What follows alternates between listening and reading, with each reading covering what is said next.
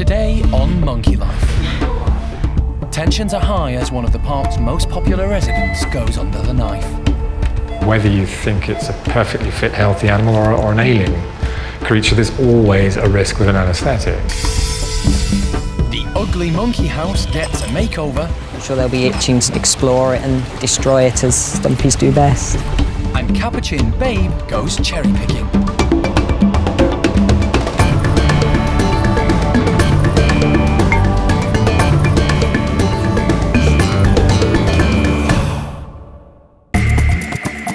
Monkey World is based in the English county of Dorset.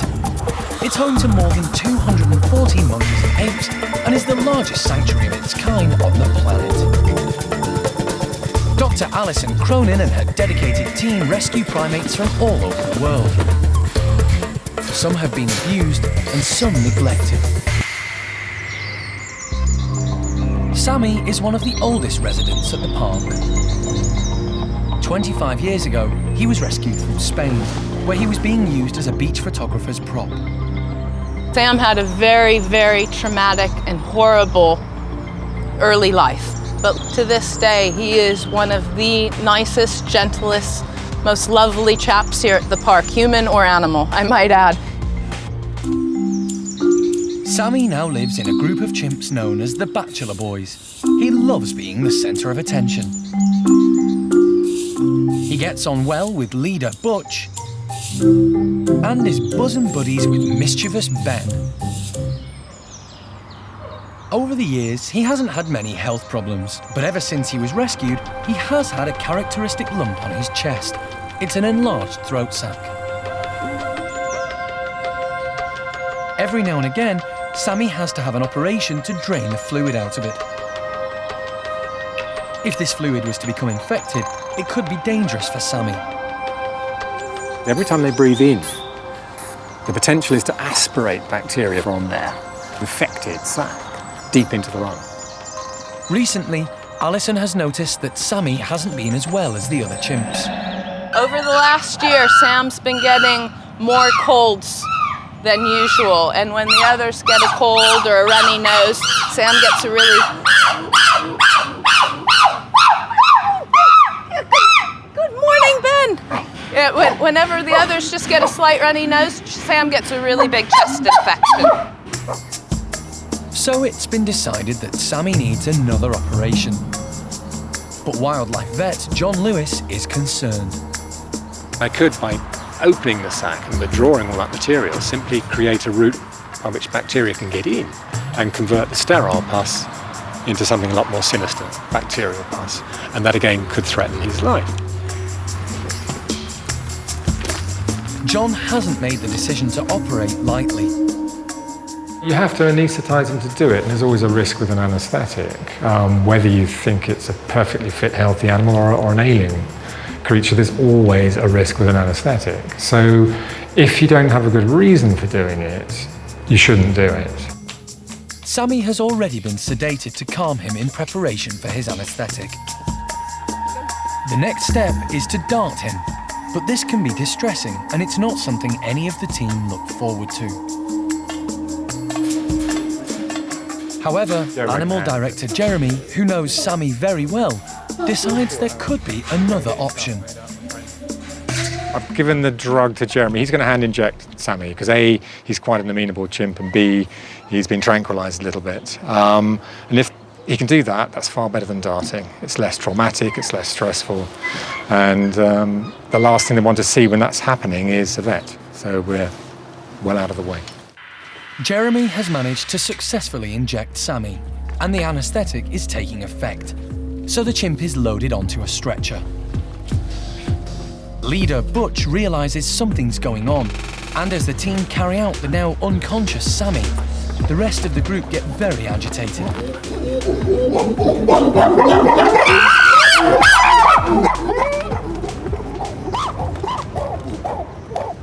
Once a primate is knocked out, time is of the essence.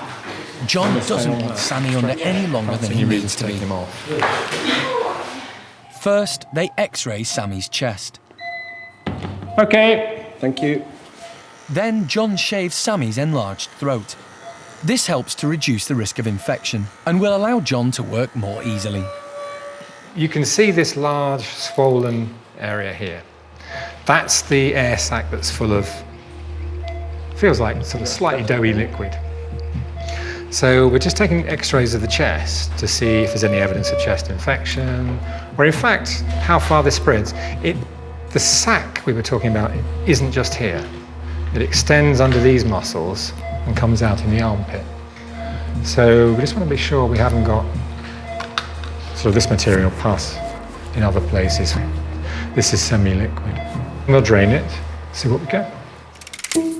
Like Sammy, all primates have throat sacs. Some are larger than others, and some are used more than others.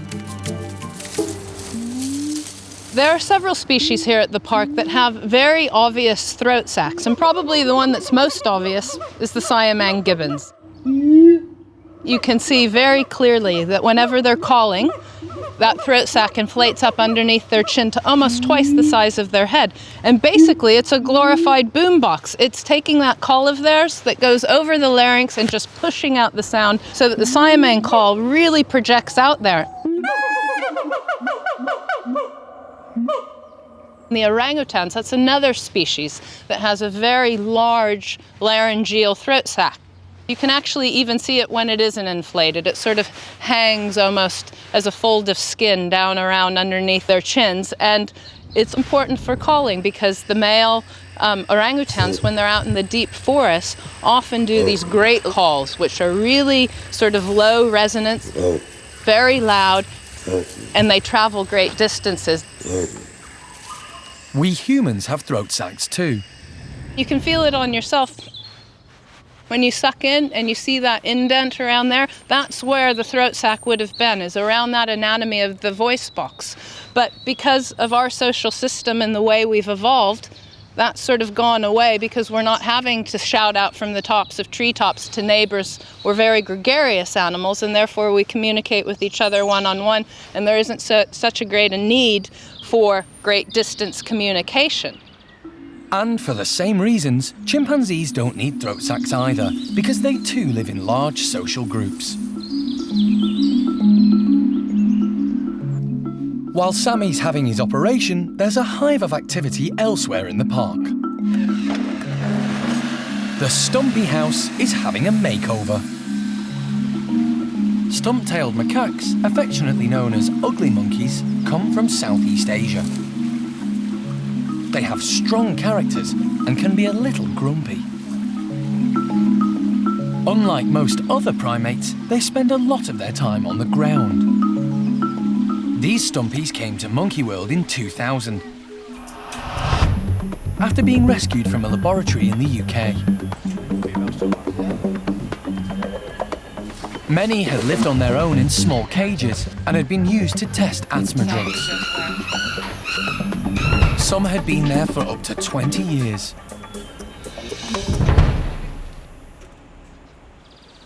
Monkey World has allowed the Stumpys to retire in peace together, and since arriving, they've thrived.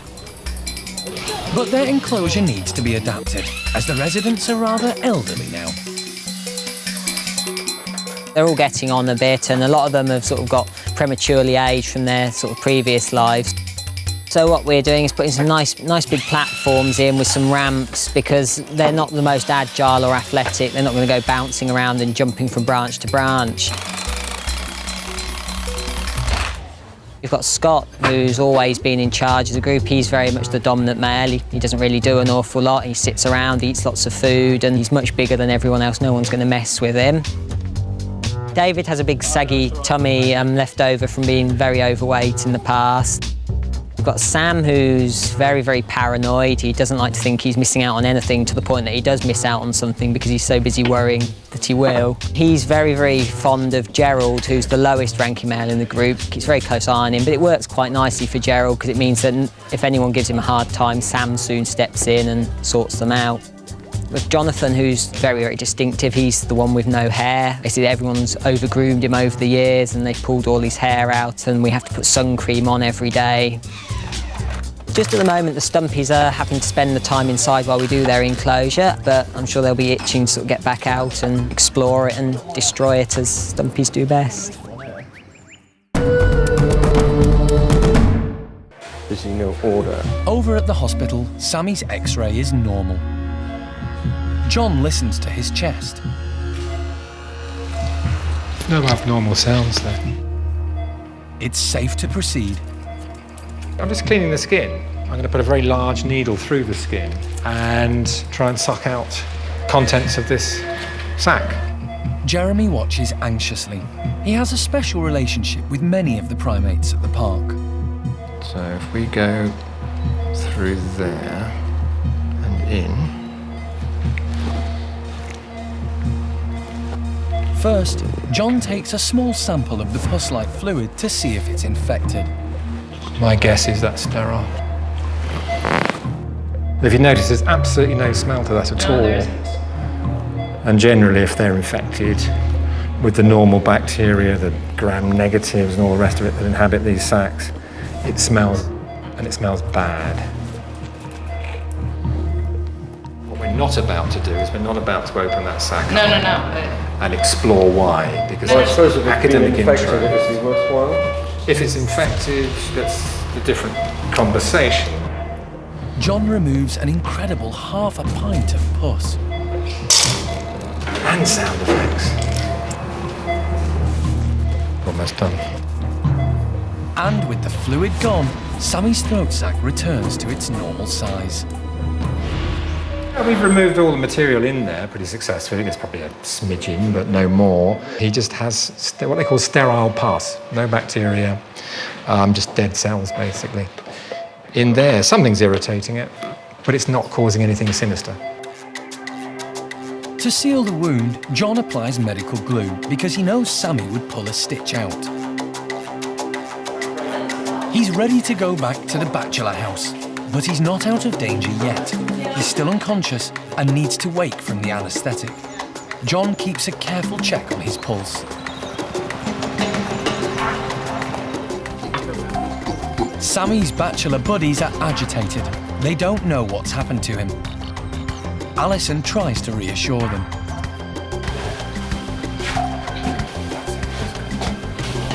Once in the bedroom, John gives Sammy an injection to reverse the effects of the anaesthetic. It needs to happen quickly. It's an anxious wait for everyone. So far, he's shown no signs of coming round. So Jeremy tries a technique he's used many times before. He tickles his nose. And Sammy begins to stir, so it's time to beat a hasty retreat. A woozy 77-kilo chimp is likely to be a little unpredictable.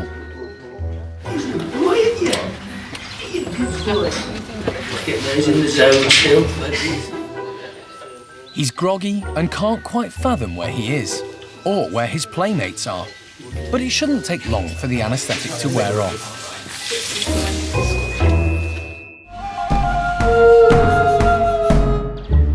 The Stumpy house makeover is complete, and the elderly residents seem very happy with the alterations. Jonathan decides to have lunch on the new walkway, while Paddy, the oldest and the most agile in the group, tests out the new structures. Low-ranking Phil keeps away from the others using the new climbing hoses.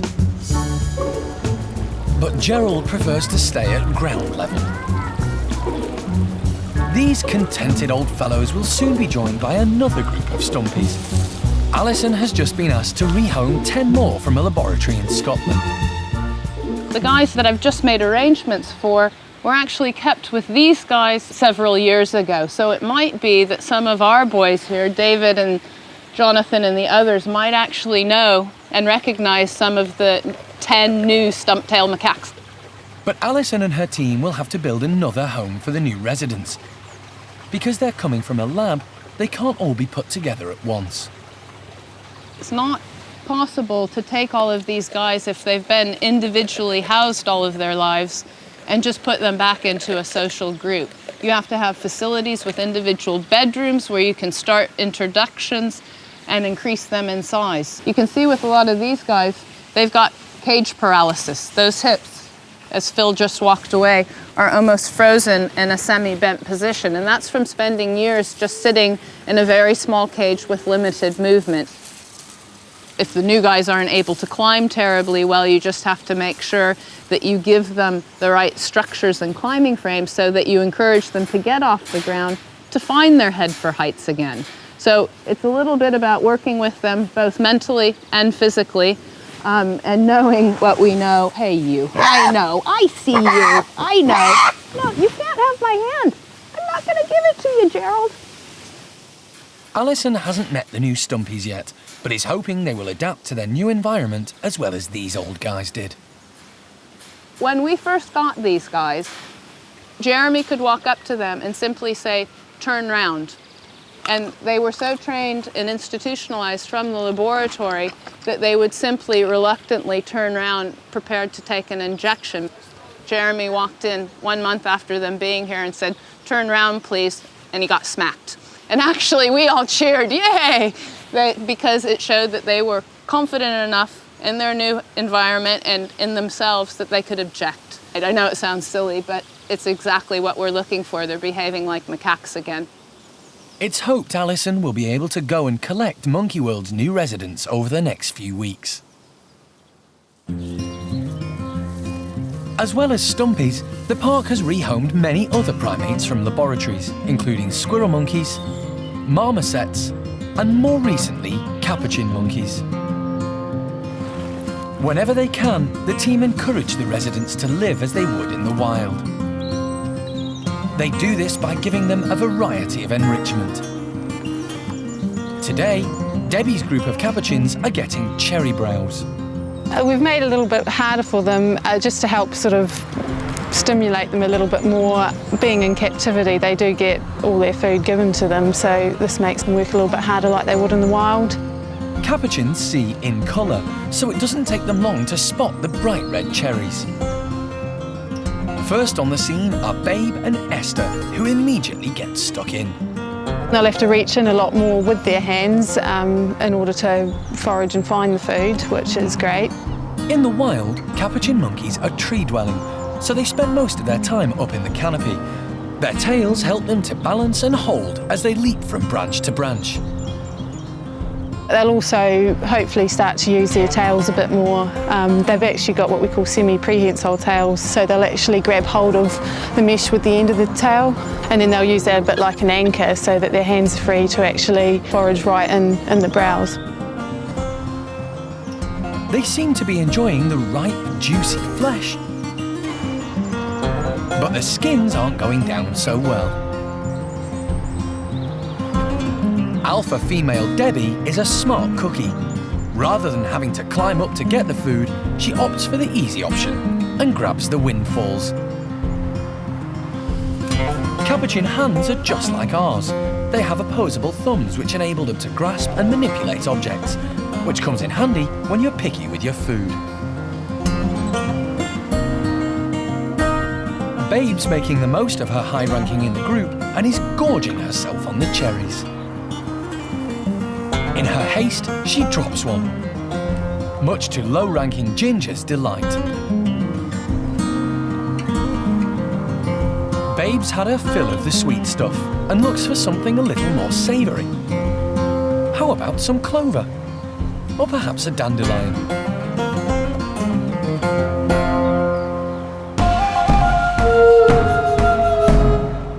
Sammy has finally come round from his anaesthetic and is well enough to join his bachelor pals outside. Although he's still not quite with it and is a bit unsteady on his feet.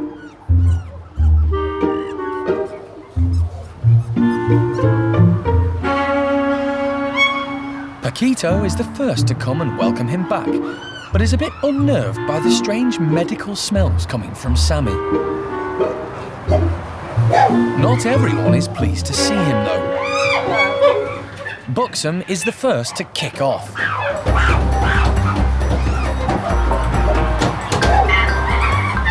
Sammy tries to escape by climbing high, but Paco is making a song and dance up there until leader Butch intervenes. Sammy's pal Jimmy heads up to help, but ends up bearing the brunt of Paco's rage. Poor Sammy, he just wants a bit of peace and quiet after his op. Charlie's keeping out of it, and Sammy and Jimmy try to sneak off. But Paco and now Jester are on their tail, and Buxom is coming round the front. Fed up Sammy decides the safest option is to stay near dominant Butch. Jimmy gets a slapping from Jester for protecting his mate.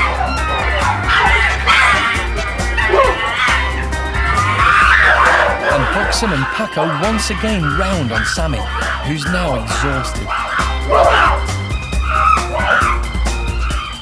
Jimmy comes to the rescue again by trying to make peace with Buxom. That gives Sammy the chance to get away. He's still feeling groggy and can't be doing with this monkeying around. Fortunately, Jimmy's intervention seems to have calmed things down. Today's been a bit too eventful for Sammy, who, like his throat sac, is feeling a bit drained.